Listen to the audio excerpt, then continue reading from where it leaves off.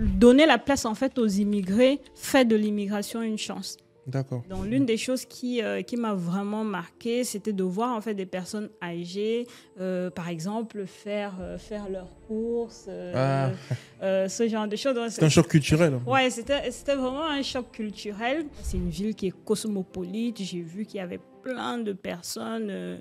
Je me suis dit, waouh, en fait, en réalité, on a quand même pas mal de personnes étrangères. On peut le remarquer très aisément. En fait, il y a une erreur sur mon visa. En fait, il a juste ouvert mon passeport. Il a regardé. Il m'a remis. Et en fait, on était en rang et il a dit suivant. Mais non. Voilà. Le travail en France, en fait, est très réglementé, surtout pour les étrangers.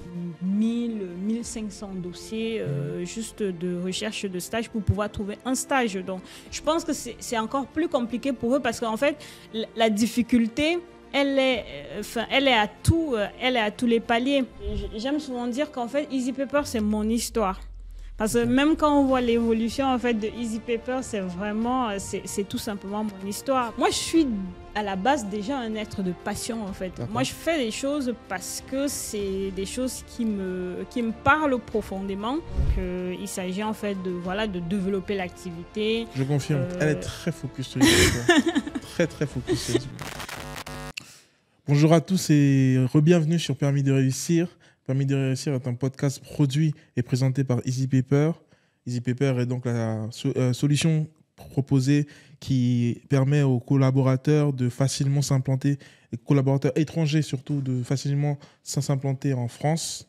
Et aujourd'hui, nous avons un invité encore plus spécial. L'invité d'aujourd'hui est le cerveau et la personne derrière ce podcast. Cécile Amien est notre invitée aujourd'hui. Cécile, juriste de formation et fondatrice de la startup Easy Paper. Nous allons avoir un échange avec Cécile aujourd'hui. Cécile, tout d'abord, comment est-ce que tu vas ? Écoute, Arnold, ça va. Je suis contente de t'avoir aujourd'hui. Bon, on va faire comme si on ne se connaît pas. Cécile est ma boss, clairement. C'est ma responsable. Et le cerveau derrière Permis de réussir, derrière la création du podcast. Cécile, j'aimerais en première question te demander comment est-ce que tu te sens à, comment dire, on va dire, cette fin de première saison du podcast Permis de réussir. C'est quoi ton ressenti ? Tout d'abord, en fait, je suis très, très surprise parce que, en fait, au tout début, j'avais pas mal de doutes sur ce qu'on voulait mettre ensemble.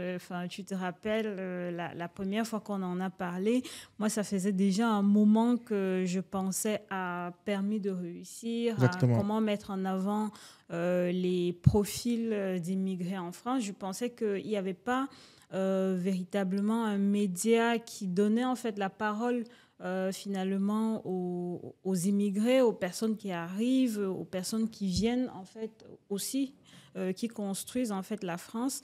Et j'écoute beaucoup les médias, donc je suis beaucoup ce qui se dit autour de l'immigration en France, et j'ai voulu à ma manière et au travers de Easy Paper proposer un narratif différent sur l'immigration en France et plus spécifiquement sur l'immigration professionnelle. Qui sont-ils ? Que font-ils ? Comment arrivent-ils et comment le vivent-ils, entre autres ? Et en fait, en cette fin de première série, si on peut dire ça comme ça, je suis agréablement surprise parce que je pense qu'on a fait des choses et que le podcast, finalement, il est une réussite au-delà en fait, de ce qu'on attendait. Je suis totalement d'accord avec ça. C'est super intéressant d'avoir ton retour à toi parce que tu es derrière la caméra, tu ne te montres pas beaucoup, donc c'est très bien, c'est très bien d'avoir ton retour. Mais en fait, je pense que ce serait aussi intéressant pour les personnes qui nous regardent de savoir un peu plus qui tu es, quel est ton parcours à toi aussi. Et en fait, c'est la raison pour laquelle je vais te demander déjà pourquoi est-ce que tu viens en France ? Quel est toi ton rapport à la France ? Comment est-ce que toi, Cécile, tu arrives en France ? Oui. Alors, comment j'arrive en France ? Mon parcours, en fait, vers la France, c'était pas... je suis pas partie directement de mon pays d'origine. D'accord. Et parce que tu es de quel pays d'origine ? Je suis du Cameroun. Ok. Voilà. Cameroun, okay. Ok. Donc, je ne suis pas partie directement du Cameroun. Donc, moi, j'ai été en fait boursière de la francophonie. Donc, j'ai eu une bourse en fait de l'AUF qui m'a permis en fait de poursuivre mes études à Sofia. En fait, cette bourse me permettait voilà, de faire un master en management. C'est-à-dire, quand j'ai eu cette bourse, en fait, je me suis dit que bien que j'avais déjà un projet de venir en France, j'avais déjà un dossier qui était en cours où je voulais absolument venir en France parce que je souhaitais en fait développer un peu plus ma carrière parce que j'ai une base de juriste et je voulais en fait acquérir d'autres connaissances.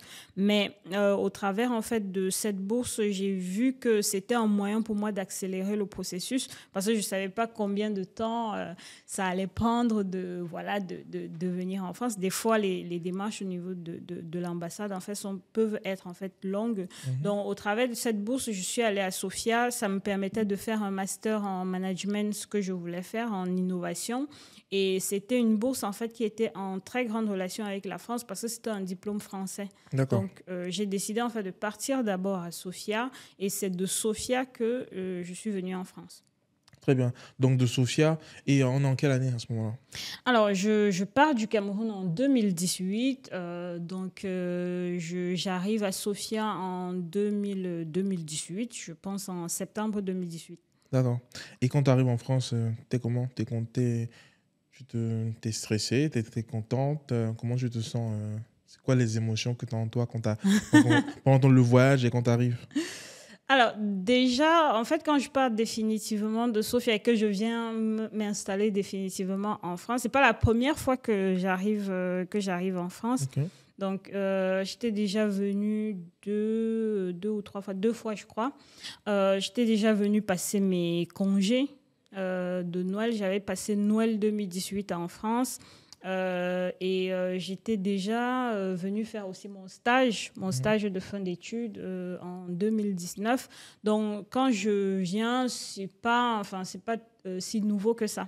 D'accord. Mais en fait, s'il faut revenir sur mon expérience de la première fois que je suis en France, alors, c'est une expérience en fait qui est quand même assez particulière dans la mesure où, en fait, quand j'arrive, j'attendais beaucoup, en fait. J'attendais beaucoup, en tout cas, de la France. D'accord. En même temps, j'ai trouvé que, surtout que j'arrivais à Paris, j'ai trouvé que Paris, c'était une très belle ville. On était bien évidemment très loin de mon Douala et Yaoundé natal. Ok. Ça, c'est clair. Mais par contre, en fait, j'ai été très, très choquée. Par un certain nombre de choses que j'avais déjà en fait remarqué finalement quand j'étais à Sofia. D'accord. C'est-à-dire un certain vieillissement de la population. En fait, il y avait des points qui m'ont énormément marqué. Moi, j'ai beaucoup vécu avec des personnes âgées, spécifiquement parce que j'ai vécu une très grande partie de ma vie avec ma grand-mère qui m'a quand même élevée pendant un bon bout de temps.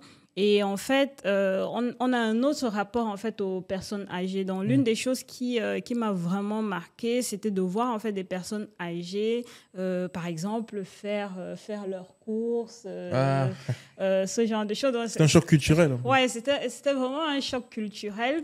Et je me rappelle, à l'époque, quand j'arrivais, j'avais envie de donner un coup de main, quoi. Ouais. C'est-à-dire proposer mon aide je sais pas, l'aider en fait à porter ses courses ou l'aider en fait à peut-être à faire un peu de ménage, quelque chose comme ça.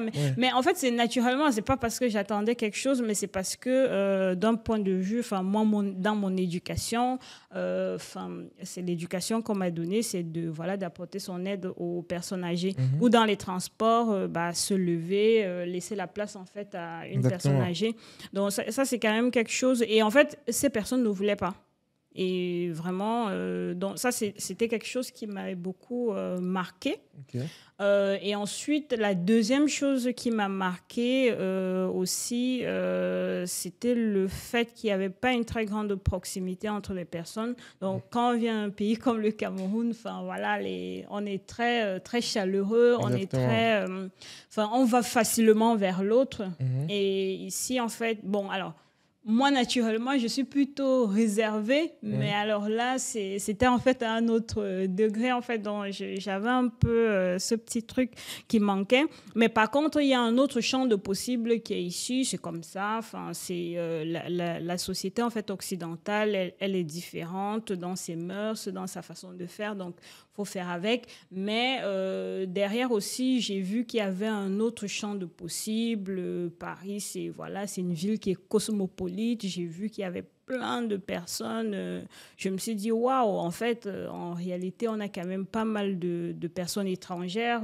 On peut le remarquer très aisément. Donc, ça, c'est aussi des choses qui m'ont marqué positivement. Et du coup, à ce moment-là, tu es déjà en France. Tu vas donc vivre en France. Quelle est ta première expérience avec l'administration française? Alors, ma première expérience avec l'administration française, je dirais que ma première expérience avec l'administration française, en fait, elle part déjà de l'ambassade. D'accord. C'est-à-dire quand je fais ma demande de visa. Donc, en fait, quand j'arrive en fait en France, en fait, il y a une erreur sur mon visa. Et cette erreur, en fait, c'est que en fait, j'ai un visa de 6 mois. Pourtant, je viens en fait pour des études. Je viens en fait en tant qu'étudiante en France. Et en fait, c'est plutôt un visa de 6 mois qui court jusqu'à un certain temps. Et c'est surtout un visa que je peux pas renouveler.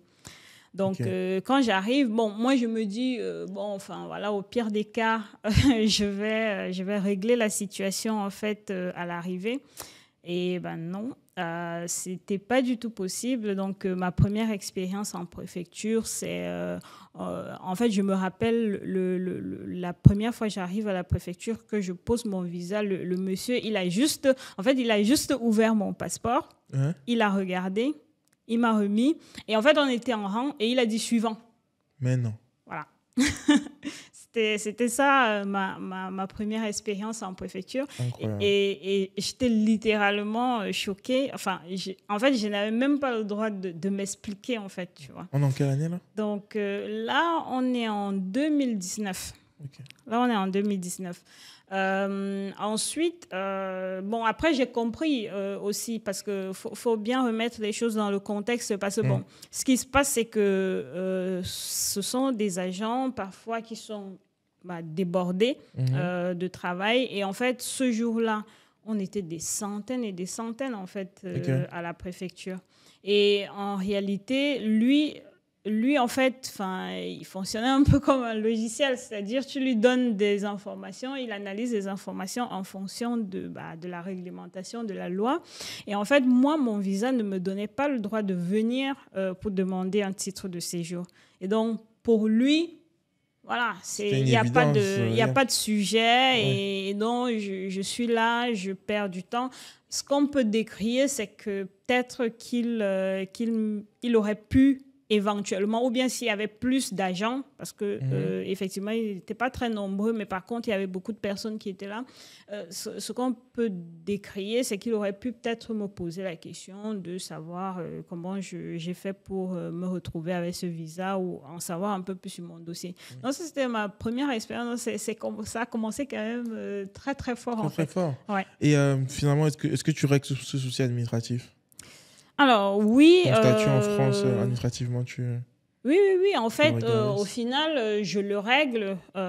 Alors, j'avais 2 possibilités. Donc, je me suis renseignée. J'ai commencé vraiment à faire des recherches de mon côté, poser des questions à des personnes qui étaient là depuis, poser des questions, en fait, à des avocats. J'ai commencé à me faire un petit réseau aussi. d'avocats, de personnes qui travaillaient en fait dans le droit des étrangers que je ne connaissais pas du tout à l'époque. Et en fait, à partir de ce moment-là, je me suis rendu compte que en fait, j'avais deux possibilités. Soit j'arrivais à trouver une voie d'exception ici en France, en restant et en réussissant en fait à avoir mon titre de séjour étudiant, parce que c'est ce que j'allais chercher en préfecture. Soit je sortais du territoire pour aller demander un visa qui serait plus, qui allait me permettre en fait de réaliser mon projet. Okay. J'ai choisi en fait la première option. Okay. Voilà, tout simplement parce qu'on sait très bien comment ça se passe. Hein. S'il fallait que je rentre au Cameroun pour redemander un nouveau visa, et surtout que la rentrée était déjà partie, on est déjà vers les octobre 2019 par là. Ça allait être hyper compliqué. J'allais à minima y passer 2 mois, donc j'allais louper déjà 2 mois de ma formation. Donc je décide en fait de rester et là je commence une sorte de je mets en place un process pour convaincre en fait la préfecture que non, je ne suis pas venue pour un court séjour, parce qu'en fait au final le visa il montrait que j'étais venue juste pour un court séjour et que en fait j'essayais de me maintenir sur le territoire alors que j'avais un court séjour qui était juste de 6 mois. Et donc j'ai apporté toutes les preuves, mon dossier. J'avais en fait un duplicata de mon dossier, du dossier que j'avais déposé à l'ambassade. Donc, j'ai pris en fait ce dossier-là que j'ai transmis à la sous-préfecture et je me rappelle la dame qui m'avait reçue à la préfecture. D'ailleurs, elle m'avait dit, vous savez, quand vous arrivez ici, vous qui venez de l'étranger, des fois, vous mentez beaucoup. Tout. Et donc, non, si elle m'a dit ça. Et en fait, je lui dis non, je ne mens pas. Elle me dit non, mais parce qu'on reçoit beaucoup de personnes, quand elles arrivent, elles ont un court séjour, elles essayent de se maintenir, après parlent d'erreurs et tout. Et en fait, à un moment donné, elle m'a dit, écoutez, moi, ce que je vais faire, c'est je vais appeler le consulat qui vous a donné le visa pour savoir en fait quelle était la raison du visa. Et en fait, j'ai laissé mon dossier avec le seul espoir qu'elle rappelle le consulat. Et finalement, le lendemain, en fait, elle a appelé le consulat. Puis, elle m'a dit que non, effectivement, le consulat a confirmé que c'était un visa étudiant. Et donc, c'est à partir de là que j'ai eu mon récépissé étudiant. Étudiant, d'accord. Ça nous mène effectivement à la seconde partie du podcast qui, en fait, est évidemment l'intégration en France, ton intégration en France. En fait, la question que je vais te poser, c'est de savoir, est-ce que, donc tu as donc ton visa étudiant, est-ce que en France, tu as eu un parcours du coup d'étudiant, du moins académique? Si oui, quelles études tu fais ici? Oui, bien sûr. J'ai eu un parcours, vraiment un parcours académique en France. Comme je disais en fait au tout début, je suis venue en fait pour compléter mes études. Ce qu'il faut savoir, c'est qu'à la base, j'ai fait des études en fait de droit. Donc quand je pars du Cameroun, j'ai déjà en fait un niveau de master en droit. Donc j'ai fait un master en droit des affaires. Et en fait, je m'intéresse beaucoup à tout ce qui est technologique, à tout ce qui est changement, tout ce qui est innovation. Et je me rends compte que, au départ, j'avais d'autres ambitions. J'ai voulu être diplomate, puis avocate.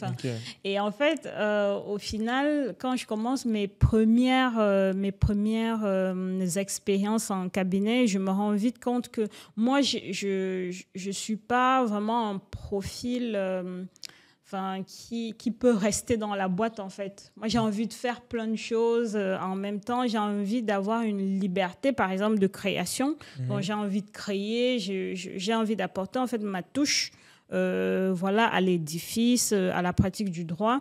Et en fait, quand je découvre en fait, tout ce qui est innovation, tout ce qui est transformation digitale, étant au Cameroun, je me rends compte qu'en fait, au niveau du Cameroun, ce n'est même pas encore un sujet. La legal tech, transformation digitale, tout ça, ce n'est pas encore un sujet. Oui, malheureusement. Ouais. Et je décide en fait de m'expatrier principalement, évidemment vers la France parce que voilà, je parle français depuis ma naissance. C'est quasiment ma langue maternelle, donc le premier choix, en tout cas pour des raisons évidentes, c'est la France. Et donc je choisis en fait de venir en France et de passer par des formations francophones, en fait principalement déjà pour acquérir en fait des compétences en management. Parce que j'ai envie de développer des projets de digitalisation du droit, d'innovation dans le droit. Donc, je me rends compte que j'ai besoin en fait de compétences en management. Donc ça, c'est pour ça que je fais le master en management de l'innovation aussi. Et ensuite, j'ai besoin de compétences en transformation digitale parce que même si je suis autodidacte sur la question, j'ai besoin quand même de structurer tout ça. Donc, je viens effectivement en France. Non seulement j'ai mon master que j'ai fait à l'ESFAM qui m'a permis d'avoir le master en management de l'innovation. Je viens aussi faire mon diplôme universitaire à Paris-Assas pour la transformation digitale du droit et Legal Tech. Legal Tech, ok. Et après, donc tu fais donc tes études ici et tu retrouves directement du travail après ou est-ce que tu fais des petits jobs à côté? Comment est-ce qu'au niveau professionnel, tu t'intègres? Alors, au niveau professionnel, comment je m'intègre? En fait, moi, ce qu'il faut dire, c'est que j'ai beaucoup préparé en fait mon expatriation. D'accord. Déjà.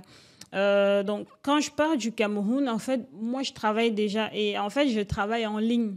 Donc, je suis freelance, je travaille avec des plateformes comme freelancer.com, comme 5 euros, qui je pense qu'ils ont changé de nom. En fait, je connais plein de plateformes de freelance et ces plateformes de freelance, en fait, m'ont permis, étant au Cameroun, de commencer déjà à gagner plutôt très bien ma vie. Donc, quand je pars du Cameroun, j'étais plutôt très bien. Je n'avais pas spécialement des soucis, en tout cas des soucis financiers. Mais par contre, quand j'arrive en fait en France, déjà quand j'arrive même à Sofia, j'ai plutôt une très belle épargne, des économies, entre autres. Mais en fait, quand j'arrive en France, ces économies aussi commencent un tout petit peu à s'effriter, entre autres. Et surtout que, en fait, le travail en France, en fait, est très réglementé, surtout pour les étrangers. Donc, même si tu travailles en ligne, tu peux pas en fait travailler en ligne sans être en fait dans un statut qui te permet de travailler en France, entre autres. Donc moi je découvre ça en fait parce que même si j'ai la possibilité de travailler en ligne, en fait très vite quand les plateformes se rendent compte que je suis en France, elles me demandent de justifier de mon statut en France pour pouvoir travailler. Or j'ai le statut étudiant, donc je peux pas me mettre en freelance facilement pour continuer à gagner. Donc ça, c'est déjà d'abord un vrai point un peu bloquant. Mais j'ai eu en fait des stages. Donc mon premier stage, en fait, je l'ai fait avant même de venir m'installer en France, comme je l'ai dit tout à l'heure. Donc je l'ai fait à Saint-Étienne auprès de monsieur Éric Petrotto qui était d'ailleurs en tout cas qui était un de nos enseignants à l'ESFAM. Et c'était une très belle expérience parce que quand je suis à Saint-Étienne et qu'on est entre Lyon et Saint-Étienne, en fait, je découvre vraiment l'environnement de l'entrepreneuriat en France. Et ce qu'il faut savoir, c'est que mon intégration, en fait, c'est un peu un mélange. C'est-à-dire, je ne commence pas mon intégration professionnelle en étant en France. Je commence mon intégration en dehors de la France. Parce que en réalité, quand je découvre tout ce pan de la French Tech, de l'écosystème entrepreneurial, je dis, mais c'est vraiment ce que j'ai envie de faire. À ce moment-là, je postule. On venait juste de lancer en fait le programme French Tech Tremplin et je postule, mais sauf que la dame en fait qui reçoit mon dossier, en fait, elle me dit, écoutez, on peut Enfin, on peut en fait vous donner la possibilité de faire partie du programme, mais pour ça, en fait, il faut que vous soyez résident. Donc, en fait, l'une des raisons aussi pour laquelle je viens en France, c'est parce que j'ai déjà aussi cette opportunité qui m'est offerte de pouvoir en fait intégrer la French Tech Tremplin pour pouvoir lancer mon projet. Parce qu'encore une fois, toutes ces études que je fais, puisque j'ai déjà une première base qui est que j'ai un master en droit. En fait, je fais toutes ces études parce que je veux lancer un projet entrepreneurial. Donc, tout ça tourne en fait autour de mon envie d'entreprendre. Et donc, quand j'arrive en France et que finalement, j'ai la chance en fait de faire partie de la French Tech Tremplin, en fait, à ce moment-là, j'ai un financement qui me permet de me lancer sur mon projet. Donc, c'était un peu comme si j'étais en stage, tu vois. Ok, mais le stage que tu as, c'est ta première expérience ou la French Tech Tremplin, c'est ta première expérience? Ou les deux sont en lien? Ma première expérience, en fait, c'est le stage que je fais à Saint-Étienne. Okay. Puis ensuite, le stage, en fait, il était lié à ma formation, celle que j'ai faite à l'ESFAM. Donc ensuite, quand je finis le stage, je sors du territoire français pour demander un visa pour venir, en fait, poursuivre mes études en France. Tu penses que c'était plus simple? C'était plus simple pour toi de chercher, de trouver en dehors de la France que si tu étais sur le territoire? Je pense que ça aurait été plus difficile si tu étais sur le territoire français. Ah ouais, ça, c'est une vraie question. Je pense que c'est plus compliqué en dehors du territoire. D'accord. Je pense que c'est plus compliqué en dehors du territoire parce que, en fait, quand on était à l'ESFAM, on avait plusieurs camarades qui ont fait des demandes de stage vers la France parce que, en fait, ce qu'il faut savoir, c'est que l'ESFAM, c'est une institution francophone avec plein de francophones et très souvent, la plupart, en fait, vu qu'on demande un stage de fin d'études pour valider son diplôme, en fait, à la fin, tu as besoin, en fait, absolument d'avoir ce stage. Et puis, la plupart vont viser, en fait, des stages vers la France parce que Sofia, en fait, c'est en Bulgarie et donc, c'est pas facile, en fait, de trouver un environnement professionnel francophone dans ce pays-là. Donc, en fait... moi, j'ai vu qu'il y avait plein de camarades qui avaient déposé en fait des dossiers, par exemple des 1500 dossiers juste de recherche de stage pour pouvoir trouver un stage. Donc, je pense que c'est encore plus compliqué pour eux parce qu'en fait, la difficulté, elle est à tous les paliers. Premièrement, tu es en dehors du territoire français. Ah, c'est déjà une première difficulté. Donc, il faut encore que l'employeur soit hyper motivé, mais vraiment que tu sois vraiment un super profil pour qu'il s'engage à prendre quelqu'un qui est en dehors du territoire, sachant que déjà sur le territoire, il a des centaines et des centaines de candidatures. Moi, aujourd'hui, je vois quand je lance quand je lance en fait une offre de stage, j'ai des dizaines et des dizaines de candidatures qui arrivent. Donc, on n'est pas en manque de candidatures. Donc, ensuite, la deuxième difficulté, c'est qu'en plus de ça, il faut un visa pour que la personne rentre sur le territoire, un visa qui va lui permettre de faire son stage, entre autres. Donc, ça ramène en fait toute la difficulté administrative qui va avec. En plus du visa, il faut que la personne vienne s'installer. Et puis, il y a la barrière culturelle, on ne va pas se mentir, parce que, même si tu arrives et que tu es hyper compétent, et surtout que c'est des stages de fin d'études, donc ce n'est pas des stages hyper longs, c'est des stages très souvent de 3 mois.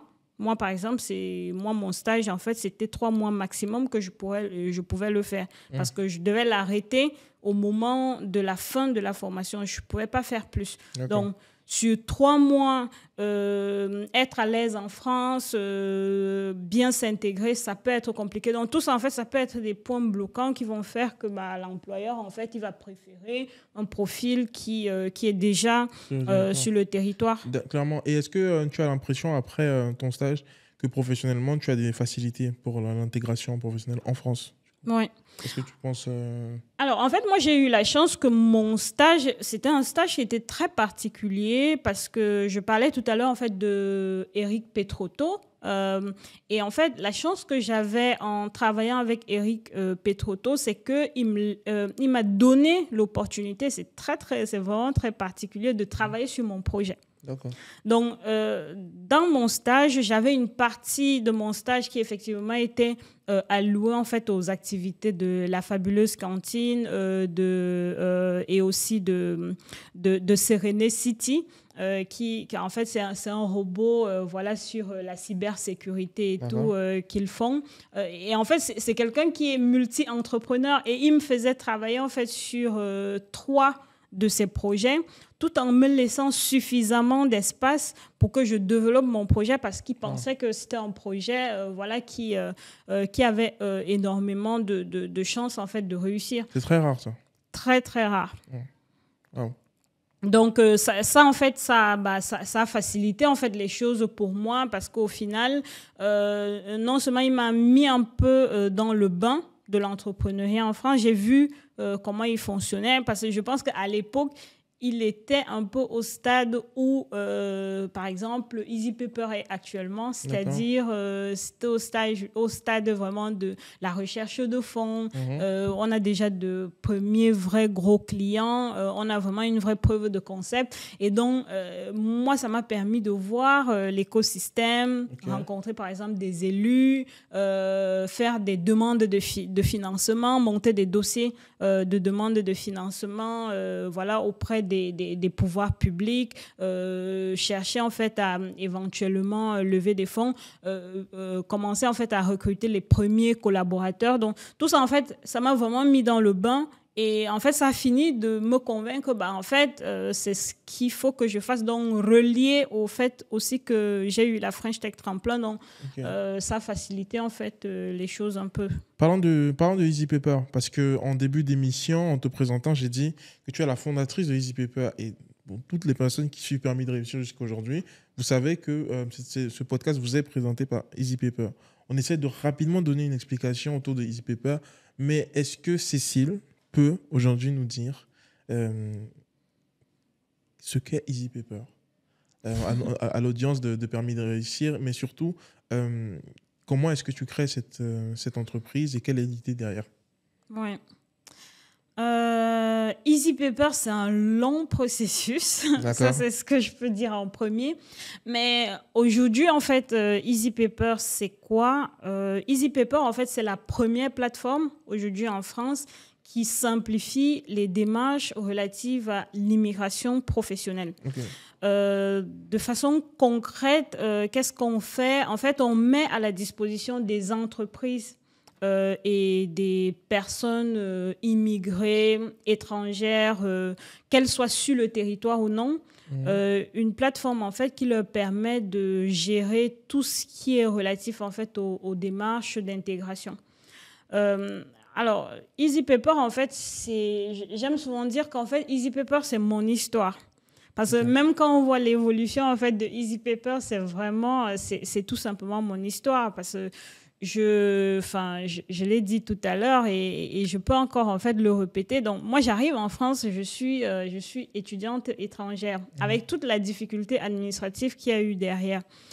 Et en fait, je me rends très vite compte qu'en tant que juriste, moi, déjà, j'ai quand même une certaine facilité à comprendre le droit. C'est-à-dire, moi, c'est depuis 2007, en fait, que je navigue dans l'environnement juridique, je veux dire de façon professionnelle, au-delà du fait que j'ai par ailleurs aussi une famille, en fait, qui est dans la fonction juridique de part et d'autre. Et en fait, quand j'arrive en France, donc avec ce parcours de juriste, j'ai l'impression que je n'arrive pas à gérer mes propres démarches en fait administratives. Ça, c'est le premier point. Le deuxième point, en fait, c'est que je ne l'ai pas dit tout à l'heure, c'est que en fait, au moment où je finis mes études, je suis en fait entre deux mondes en fait. C'est-à-dire, j'ai d'une part ma famille, les amis qui me disent, écoute, toi et ton projet, il faudrait que tu attendes un peu. passe 5, 10 ans en France, tu as un CDI, c'est ce que tout le monde fait.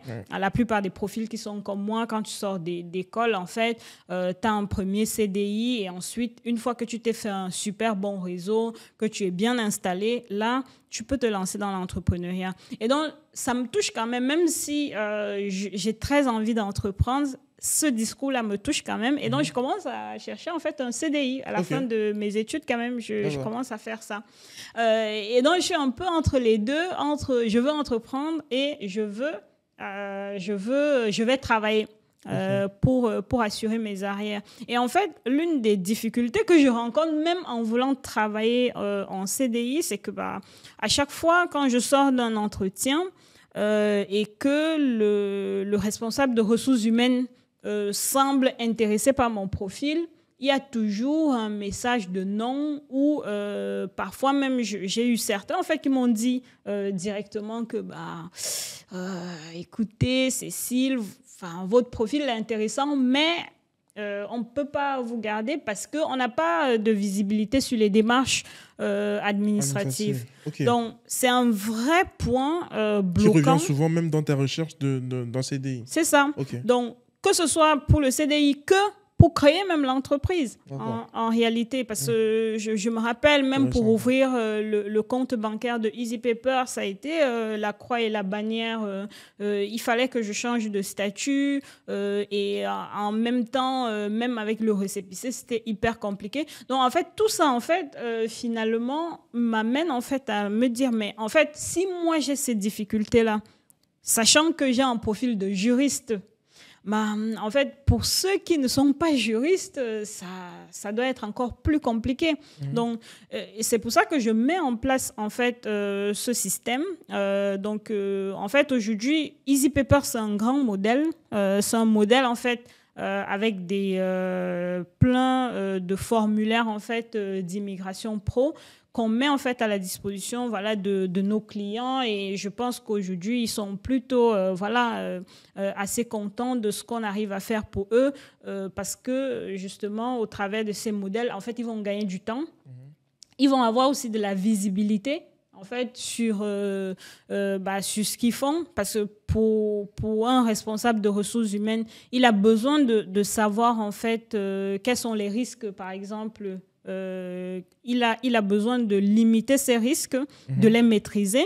Et donc, nous, au travers de notre plateforme, en fait, non seulement on lui permet de faire ça, d'aller vite, mais aussi, surtout, de faire arriver son collaborateur en toute sérénité. Ça aussi, c'est important d'avoir un collaborateur qui arrive sans être stressé par mais comment je vais faire en fait pour avoir mon visa, comment je vais faire pour avoir mon titre de séjour, comment je vais faire pour renouveler mon titre de séjour, comment je vais faire pour faire venir ma famille. Enfin, voilà. Donc, ça, c'est vraiment des questions de la vie d'un étranger en France, des questions très anxiogènes souvent. Ouais. Et c'est très intéressant que tu en parles, mais ça veut dire qu'aujourd'hui, Cécile, en France, tu n'as pas travaillé pour quelqu'un. C'est-à-dire qu'en tout cas, pas en CDI. Tu as travaillé, tu as monté ton projet de A à Z. Jusqu'aujourd'hui, tu travailles pour EasyPaper. C'est le choix que tu as fait. Ouais, on peut dire ça comme ça. J'ai travaillé, mais autrement, en freelance. Ça, c'est pas que à cause de EasyPaper. Bon, aujourd'hui, je peux dire que oui, aujourd'hui, c'est à 90% pour EasyPaper. Mais au départ, je pense que j'ai une certaine liberté qui est comme ça, en fait. Et est-ce que ça te passionne, ce que tu fais? Oui, je pense que je suis absolument... Moi, je suis à la base déjà un être de passion, en fait. Moi, je fais des choses parce que c'est des choses qui me parlent profondément. C'est pas seulement une question financière, c'est parce que c'est d'abord une question qui a beaucoup de sens pour moi et que moi, j'aimerais en tout cas que mon parcours professionnel ait un sens. J'aimerais que peut-être, je sais pas si je vais les atteindre, mais que à mes 80 ans, que je me dise que voilà que j'ai apporté un peu d'impact. Exactement, et c'est ce qu'on te souhaite. On va attaquer la dernière partie de l'interview, Cécile. Ici, on On va essayer de savoir un peu ta vision à toi de la France et attaquer un peu tes perspectives, comment tu vois les choses. Qu'est-ce qui t'a le plus marqué en France? Depuis que tu es en France, depuis que tu vis en France, qu'est-ce qui t'a marqué? Wow. C'est une question qui est quand même difficile parce qu'il y a beaucoup de choses qui m'ont marqué. Alors, personnellement ou de façon... De façon générale, c'est-à-dire dans la vie, que ce soit des Français, en début d'émission, tu parlais par exemple du rapport aux personnes âgées. Ouais. Est-ce que c'est ce que tu retiens comme la chose qui t'a le plus marqué en France ou est-ce qu'il y a quelque chose dans le quotidien par rapport au Cameroun, par rapport à la culture, par rapport aux gens qui t'a marqué ou alors Ah, d'accord. OK. Bah, moi, je pense que là-dessus, je pense que ce qui m'a le plus marqué, en tout cas dans la France, c'est vraiment le côté liberté. D'accord. C'est-à-dire, alors, il y a beaucoup de choses qu'on peut dire là-dessus sur la liberté. Mais moi, je pense que, en fait, la liberté, c'est quand même quelque chose qui est consubstantiel, en fait, à l'humanité et qui permet, en fait, à chacun de pouvoir s'épanouir. Et je trouve que, en fait, la société française, en fait, c'est une société, à bien des égards, en tout cas, qui est libre. En fait, il y a une certaine liberté, par exemple, de penser. C'est-à-dire, en fait, on peut parler. On peut parler de tout et de rien, entre autres. On peut se dire, en fait, plein de choses, même si on n'est pas hyper d'accord. Tu vois, rien que d'imaginer, par exemple, des extrêmes, en fait, qui partagent même des institutions, rien que de l'imaginer déjà. Moi, je pense que c'est quelque chose de, voilà, pour moi qui me touche énormément parce que, en fait, c'est une chance en réalité. Quand on sait que, en fait, dans d'autres pays dans le monde ou dans d'autres territoires, en fait, dans le monde, en fait, il n'y a pas cette liberté de parler. Les gens, en fait, sont condamnés à ne rien dire et même parfois même pourraient perdre leur vie, en fait, s'ils disent certaines choses. On voit qu'il y a une foultitude, en fait, de médias qui sont aussi divers les uns que les autres, avec des penchants plus ou moins différents. Donc, liberté pour toi. Ouais. Liberté. Et ok, la liberté, c'est intéressant. Qu'est-ce qui, aujourd'hui en France, serait ta plus grande fierté? Qu'est-ce que tu penses à... Ma plus grande fierté. Quelque chose que tu aurais peut-être accompli en France depuis que tu vis en France. Depuis que je vis en France, en fait, je pense que ma plus grande fierté aujourd'hui, c'est de faire ce que j'aime. Vraiment en toute simplicité.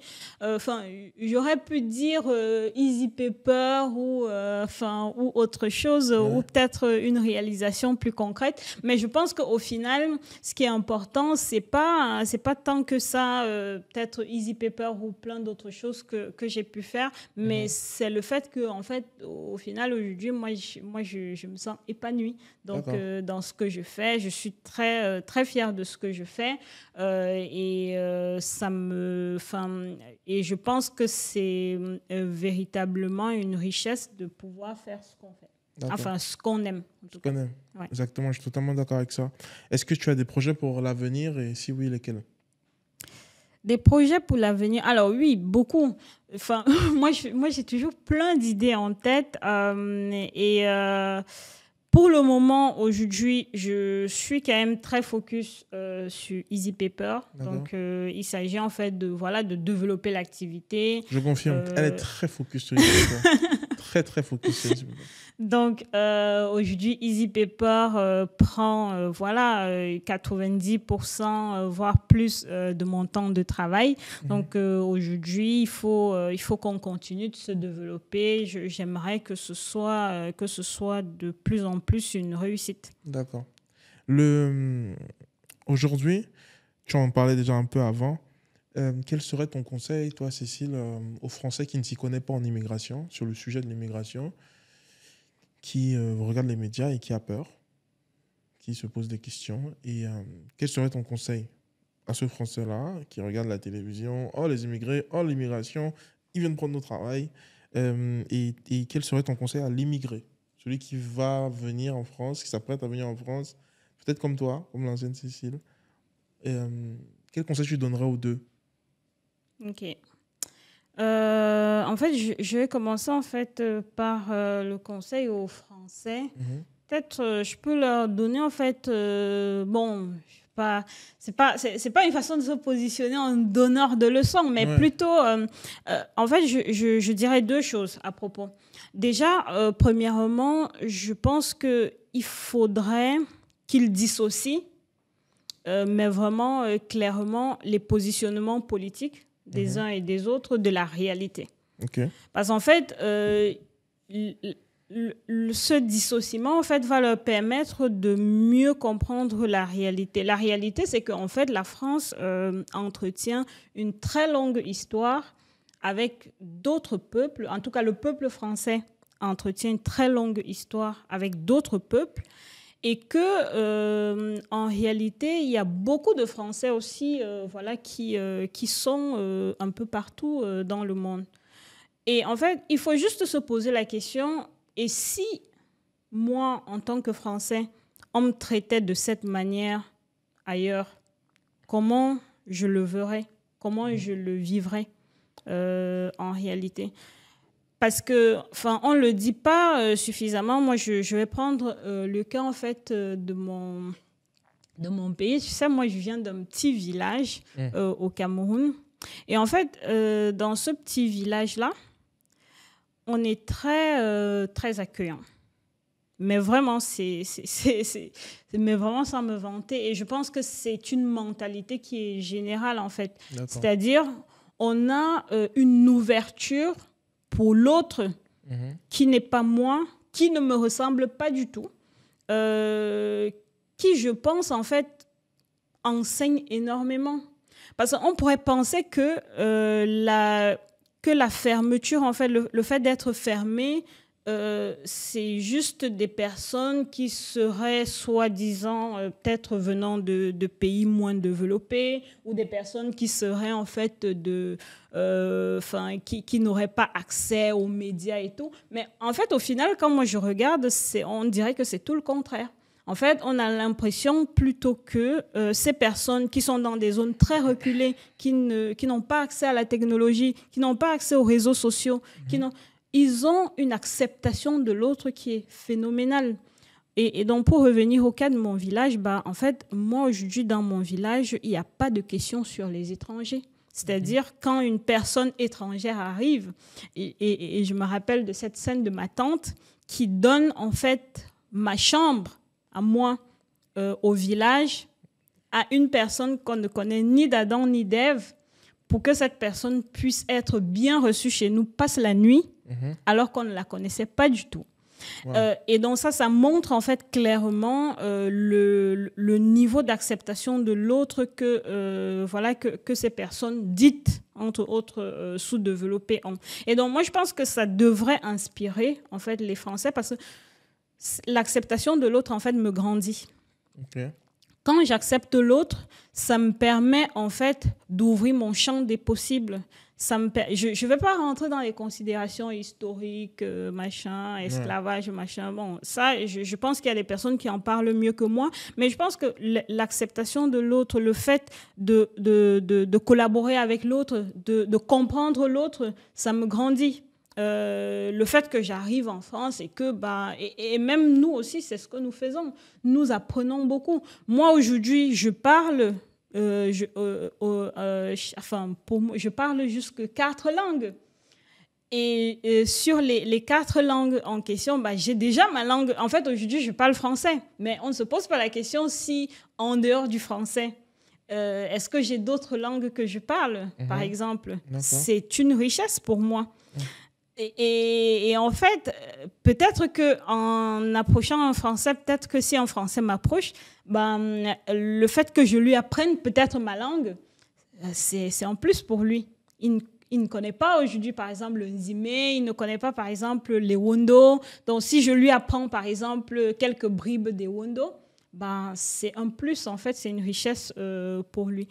Et donc, ça c'est en fait le premier conseil en fait, que je donne en fait, aux Français. Et puis, finalement, en fait, le deuxième conseil donc, qui rejoint en fait, un peu le sujet politique que j'ai brossé rapidement, c'est en fait la question sur la réalité en fait de l'immigration en France. Aujourd'hui, une bonne partie de l'économie française est portée par l'immigration. Et en fait, ne pas le reconnaître, c'est se voiler les yeux. Aujourd'hui, beaucoup d'immigrés travaillent très souvent dans des métiers pénibles, des métiers qui clairement ne veulent plus être faits ou réalisés par des Français, ou dont on ne retrouve plus la main-d'œuvre. Par exemple, tous les métiers qui sont dits en tension. Ce n'est pas pour rien que dans la conception populaire, les gens, quand ils pensent métier en tension, ils voient directement en fait, des métiers très pénibles, très difficiles. Aujourd'hui, bon nombre de personnes dans les pays développés, ce n'est pas que dans la France, ne veulent plus réaliser ces métiers. Et ces métiers-là, par contre, sont des métiers qui soit suscitent encore des passions auprès de certains étrangers, soit permettent à ces étrangers, en tout cas, de se réaliser eux-mêmes. Donc, aujourd'hui, ne pas le reconnaître, c'est véritablement se voiler les yeux. Il y a plein de sujets autour de ça. Il y a le sujet du vieillissement de la population dont on peut parler. Il y a le sujet des naissances, donc les naissances aujourd'hui qui sont réduites par rapport à la population française. Et donc, les immigrés aujourd'hui sont un réel apport en fait pour la France. Et donc, oui, d'accord, on peut voir, il y a toujours des brebis galeuses, voilà, il y a toujours des personnes qui s'écartent toujours de la norme sociale. Mais aujourd'hui, la majorité des immigrés qui sont en France sont là pour travailler, pour se réaliser, pour s'épanouir professionnellement, mais aussi sont très attachés à la France. Donc, moi, je connais pas, en tout cas autour de moi, de personnes qui sont dans une logique de destruction de la France. Tu vois. Okay. Donc, la plupart d'entre nous, quand on arrive, on est non seulement très touché par ce pays qui nous accueille, mais on veut vraiment, de façon radicale, en fait, contribuer à la construction de ce pays. Et en fait, on l'aime vraiment, ce pays-là, contrairement à ce qu'on peut entendre des fois. Et ensuite, pour parler, en fait, des immigrés, je dirais que, en fait, je sais qu'aujourd'hui, très souvent, la difficulté qu'il y a, c'est... En fait, il y a une difficulté d'intégration culturelle. Et encore une fois, c'est un peu le discours que j'avais tout à l'heure sur les Français. C'est-à-dire, le meilleur moyen, en fait, pour bien se sentir, en fait, finalement, en France, c'est de travailler avec des Français. C'est de comprendre comment ils fonctionnent, de comprendre, en fait, c'est quoi leur mentalité. Parce que, en fait, au final, on vient, en fait, dans leur pays. Et donc, pour bien vivre dans leur pays, en tout cas, si on veut réussir dans leur pays, il faut qu'on comprenne comment ce groupe social fonctionne. Et donc, pour mieux s'intégrer dans ce groupe social. Donc, moi, je suis... en fait, le communautarisme, c'est une logique qui est très... en fait, elle est très humaine, en fait. C'est-à-dire, humainement, quand j'arrive dans un lieu, je vais, de façon naturelle, me diriger vers ceux qui me ressemblent. Donc, ce n'est pas, en fait, naturel d'aller vers celui qui ne me ressemble pas.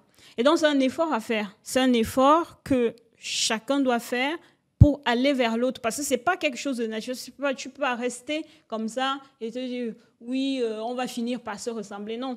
En fait, c'est en se côtoyant, en allant vers l'autre. Donc, en fait, c'est le même conseil en fait, que je tiens en fait, aux immigrés, c'est-à-dire d'aller vers l'autre. Oui, il y aura ceux qui ne supportent pas, ceux qui ne veulent pas. Ça, il y a toujours. on va pas non plus, il n'y a rien de vraiment facile, mais le fait de côtoyer les autres, d'essayer de comprendre pourquoi ils sont comme ça, ou du moins essayer en fait de faire avec, bah, ça permet de créer une proximité, ça permet aussi de relativiser en fait. Par exemple, certains discours, par exemple, certains rejets, ça permet de mieux mettre tout ça en concert. Et aussi, bien évidemment, bah, enfin, en tout cas, pour ceux qui viennent en étant jeunes, bah, moi, je pense qu'il faut absolument oser. Il faut absolument oser parce que, en fait, c'est corrélé à ce que je dis, c'est-à-dire à ce que je dis par rapport à aller vers l'autre. Parce que quand tu vas vers l'autre, tu oses aussi. Tu oses aller vers lui, même si au fond, tu te dis comment il me verra, quel sera son regard sur moi, est-ce qu'il me voit comme un immigré, voilà, Donc, tu leur un dirais sans-papier. d'oser Ouais, aux immigrés. c'est ça, C'est ça ton conseil. D'accord. exactement. Très intéressant, très pertinent. On attaque effectivement la fin de l'épisode. On a entendu ce message avec beaucoup de passion que tu as passé. J'ai trouvé pertinent le fait que effectivement en fait, ton observation montre que tu as tu as de l'expérience en fait dans ça, que ce soit personnel ou que ce soit même dans la pratique Ouais. de ce que tu fais chez Easy Paper. Donc effectivement, ton conseil est plus. En fait, c'est super. Comment dire, ta position est particulière parce que tu sais de quoi tu parles, que ce soit au niveau professionnel que au niveau personnel. Tu as vécu des choses et effectivement, c'est pour ça que c'est passionnant de t'écouter. Donc, est-ce qu'avec tout ça, tu dirais que l'immigration est quelque chose de positif?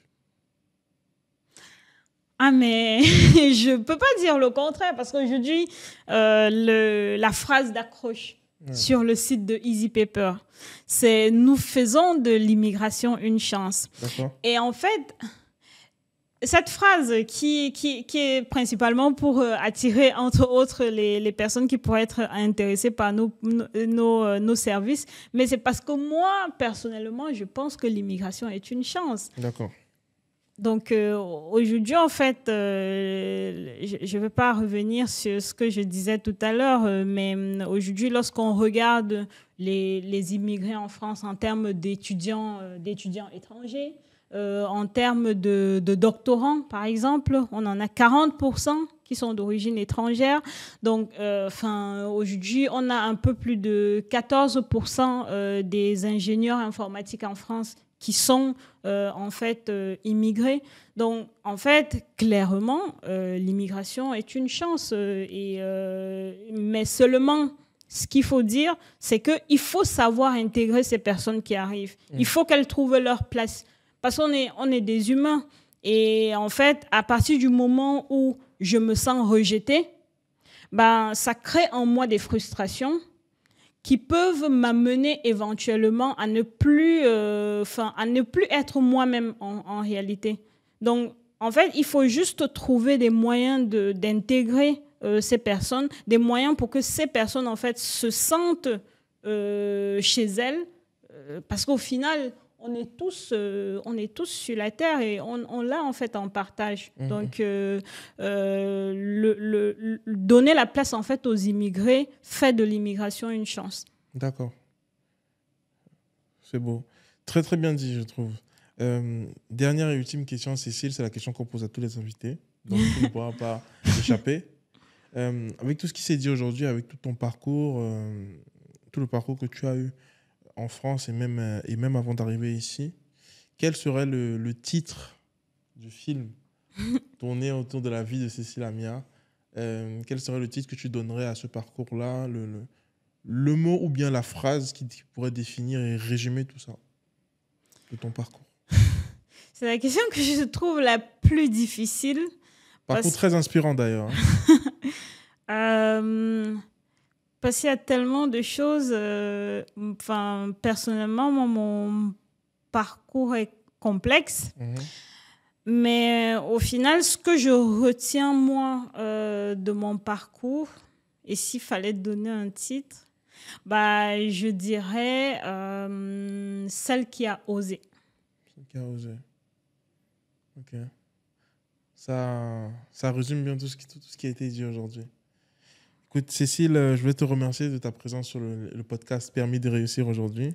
Merci. Je vais te remercier pour la confiance que tu m'as donnée et de m'avoir confié ce bijou. Je trouve que ça a été une première saison parfaite.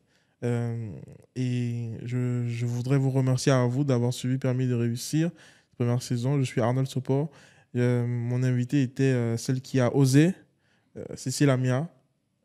Et donc ce podcast vous est présenté et produit par Easy Paper. Arnold Sopor, au revoir.